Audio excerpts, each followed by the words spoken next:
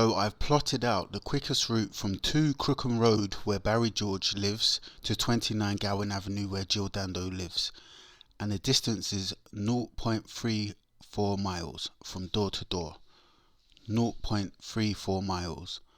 Which is conservatively probably a 5-minute walk at the most. Now can you remember this corner here? This is called Bishop's Road. And this road here is called Monster Road. And in the first reconstruction, a man was seen witness crossing over from the corner of Monster and Bishop's Road onto Gowan Avenue. He was near the other end of Gowan Avenue. I was coming out of Bishop's Road and wanted to turn right and immediate left to cross Monster Road into Gowan Avenue. And he was outside the glazier's shop. And as I went, he crossed. He kept looking up and down the road. I thought maybe he was looking for the road name. He was looking up. So coincidentally, the day Jill Dando was shot, a man was seen waiting on the corner of Bishop's Road on Monster Road to cross onto Gowan Avenue. This man had probably walked up Bishop's Road. And this is about the same time that the witness, the postman Terry Griffin, see a man outside Jill Dando's house. This is probably the same man. And it just so happens that Barry George did approach this postman. If you see the last episode, a few weeks after the murder of Jill Dando, Barry George approached this postman and told him he had just seen the killer of Jill Dando in a cafe. Barry George was also picked out of a video photo ID by Susan Mays on the morning Jill Dando was shot. Susan Mays, who told the court she was very sure she had seen the defendant near Jill Dando's house shortly before the television presenter was shot dead. Miss Mays was driving to work and she says she wondered what a man was doing standing next to a car looking at houses on both sides of the road. So we got 2 Crookham Road where Barry George lives, then we got 29 Gowan Avenue where Jill Dando lives, and 2 streets away there's a road called Lambrook Terrace. And on this road, a woman alleges that she was attacked by Barry George. Diplomat in tears as she tells court, "I was chased and grabbed by a Dando killer." A diplomat broke down in tears yesterday as she recalled the moment she was grabbed in the street by the loner accused of murdering Jill Dando. Claudia Casey, 40, sobbed as she described how she was forced to jump into a passing car to escape Barry George. The Old Bailey was told how the former BBC presenter approached her as she walked home in Fulham, southwest London on a Sunday night in 1995. The retrial has heard that the 48-year-old allegedly targeted a string of women, photographing their movements and following them home before he shot Miss Dando on her Fulham doorstep in 1999. Miss Casey, who works for the Foreign Office in London, told the jury, "I felt there was someone following right behind me and he caught up with me and started talking to me. I just ignored him. He kept saying, 'I would like to talk to you, I would like to talk to you.' I completely ignored him at first, but when he continued, I said no thank you. Alarm bells were ringing because he was not going away. He handed me a business card and it said Freddie Balsara. I knew that was Freddie Mercury's real name, so I realised there was something very strange with this guy. I knew that's when I had to get away from him. I think I started running and that's when he grabbed my arm. I just said, I tried to shake him off. I ran and somehow half pushed him and half shoved him at the same time. He kept on saying, 'I only want to talk to you, I only want to talk to you.' He held hold of me for about 10 seconds. Casey said she ran past her home so George would not know her address and crouched beside a parked car to think. She said when a car appeared, she leapt in front of it. I just opened the passenger door and jumped in. I did not know who was in the car. I just got inside because I thought it would be safer." So Claudia Casey, a diplomat, alleged in court that Barry George creeped up behind her, grabbed her by the arm in the street, 2 streets away from where Jill Dando was murdered.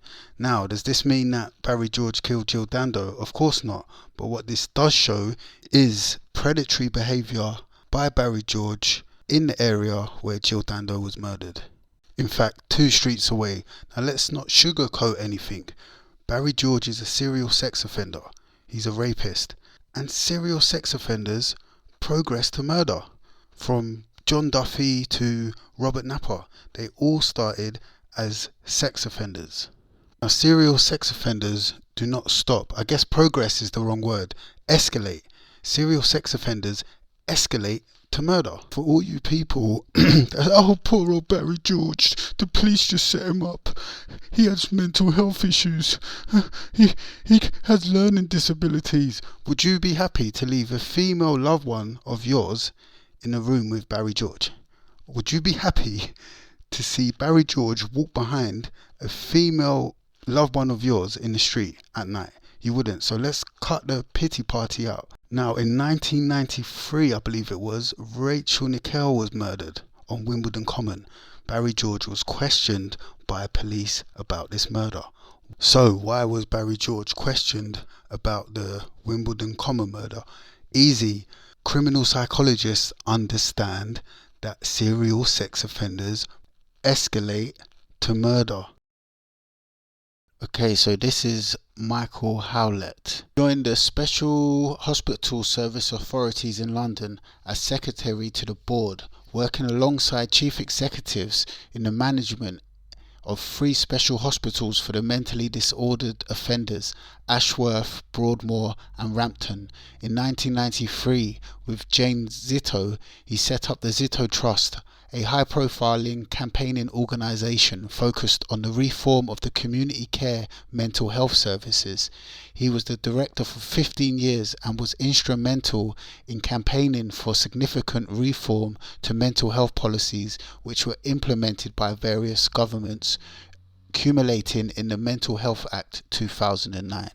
Okay, here's what he had to say about Barry George in 2001. Examination after arrest showed killer had 6 personality disorders.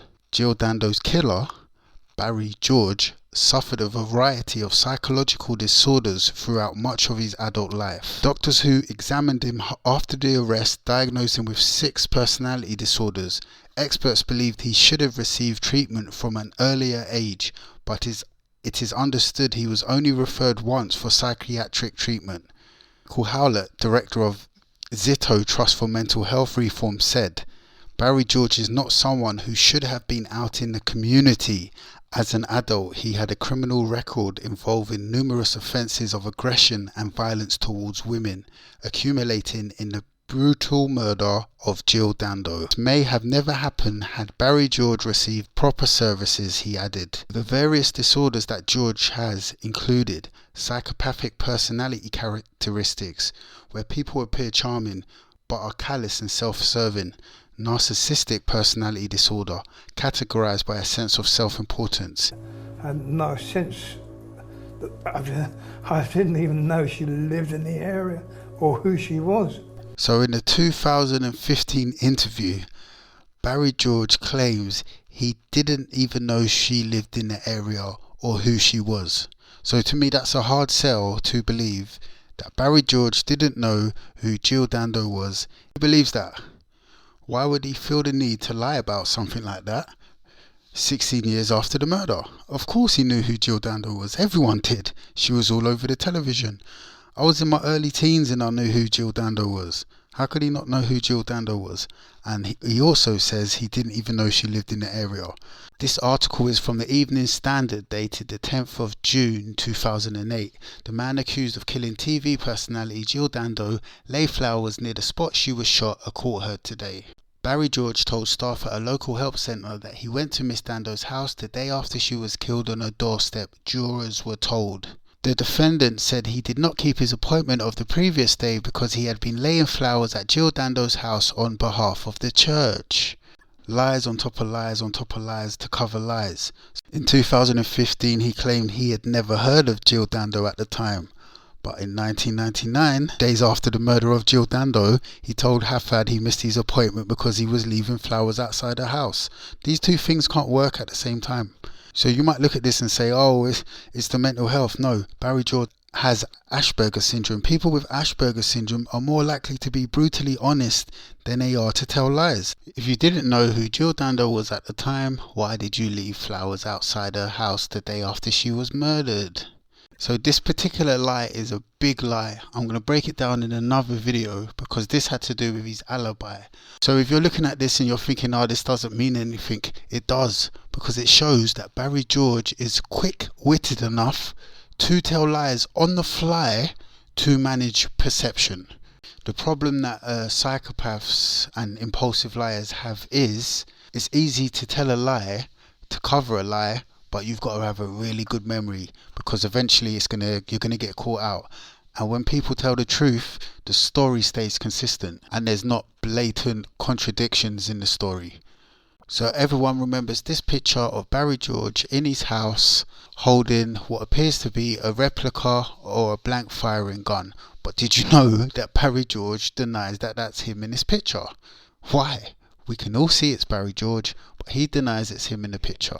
When Barry George was released from prison, he was interviewed and asked about a picture, and he says, "As for the picture, George said, that's not me, but I can't comment on it too much because there is ongoing legal issues." The legal issues he's referring to is, this picture was never proven to be Barry George in court. So when he was released from prison, they tried to sue the newspapers that printed this picture, claiming it was Barry George. Absolutely despicable. I'm going to get into more details on that in my next video, but before I go, I'm going to leave you with Jill Dando's brother. Let's hear what he's got to say about the case. It was just a misguided individual who was in that street on the day with a firearm, who knew where Jill lived, and who just struck lucky for whatever reason.